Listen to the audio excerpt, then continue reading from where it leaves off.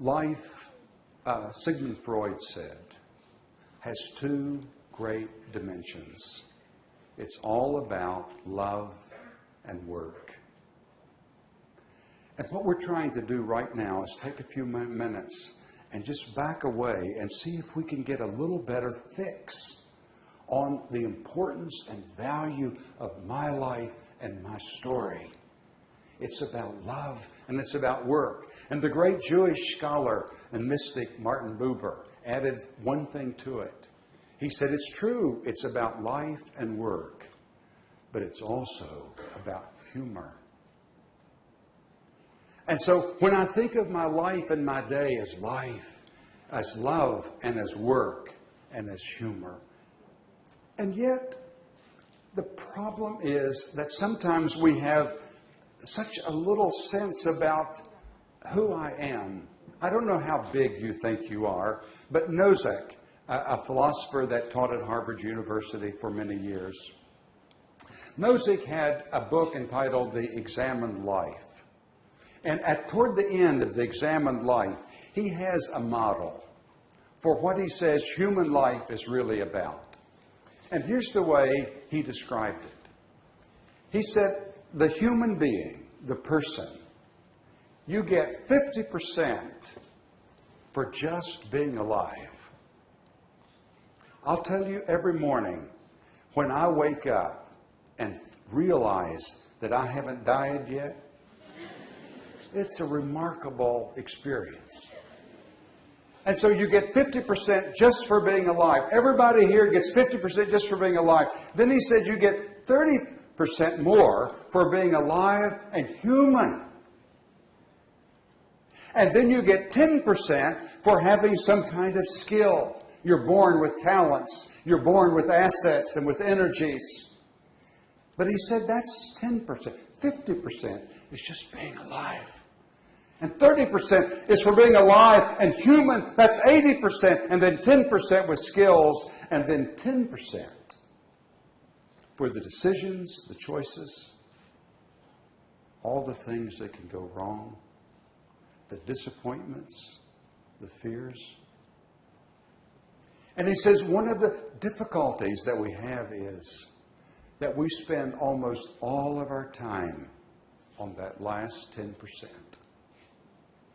And that somehow we don't quite know how to get beyond the 10% in skills to tap into this vast thing that we call our humanity. We don't quite know how to access this vast thing that we call life. Sometimes when I'm talking to groups of kids who have almost bottomed out of society, they've been kicked out of school, and they think their lives are going nowhere. And most of them are unloved by their parents. Most of them are uncared for by other adults. And they're just little people who are 13 and 14 and 15 years old, for whom life has almost already ended. And I show them this. And I say, how many of you are alive? All of them. How many of you are human? All of them. Now, that's 80%. If you were getting a grade in school, a paper that had 80%, what would that be? What grade would that be? And they say B. These are kids that have never gotten a B in their life. And so I want to give every one of you a B already. You're moving up at the top because you're alive and you're human. Now, how many of you have skills? And some of them can play the guitar, and some of them can play games on video. They've all got skills. And so that's 90%. Now, if you were getting a grade for 90%, what would the grade be? And it would be an A. And the same thing is true as we get older. That everyone in this audience this afternoon, you start out with an A. You're alive. And you're human. And you've got skills. How can I get more in touch with that? How can I bring the wealth of that into my everyday life? How can I bring the wealth of that into life that loves to happen? How can I bring the wealth of that into how I am as a member of my family? How can I bring the wealth of that into being a father? How can I bring the wealth of that into being a mother? How can I be the wealth of that in the person who arrives at work every single morning? You read lots of books about your job, lots of books about work.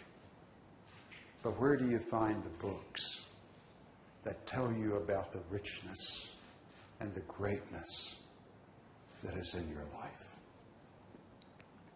There's something about life that when one is born, and this helps us to understand what happens to us. You know, human beings, they stick their head up above the skin of planet Earth and they're suddenly alive. And there's this marvelous creature that is a baby that's never been here in this form ever before. This is something new that has arrived. And this is something that will live out this incredible journey on this planet. Just this baby. And when I think about what happens to that incredible experience, and that how much humanity, how much life is going to go into this little package, this little bundle that's clasped to the breast of the parent. How does that little baby grow? How does it become all that it was destined and meant to be? Because what happens is that little baby then grows and it doesn't get to make any decisions about itself because the parents basically do everything as they should for it. And then the little kid goes to school and then the teachers begin saying, you got to know this and you got to act this way. And you know, it takes 16, 17, 18 years before you begin to wake up and think, well, you know, I'm different from everybody else. I can make some of my own decisions. And so that's when, in the teen years, you begin to make these differences, and so you dress different. And I've seen some young people in their teens who really dress different. I saw a kid that had on a pair of pants. I think you call them pants. The crotch of those pants came down to about here. They were huge pants. And I marveled at that. How in the world does he make that work? And I thought, I think I'd like to try it. And so I went home and I pulled all the shades down. And I got the biggest pair of pants I could find. And I put those on to think, how could you? And I walked around in those pants. It takes skill. Not everybody knows how to manage and to do that. What is the kid trying to do? The kid's just trying to become his own human being. That's all he's trying to do. And so, as we get to that point and we begin making our own decisions, the question this afternoon is, how in the world do we tap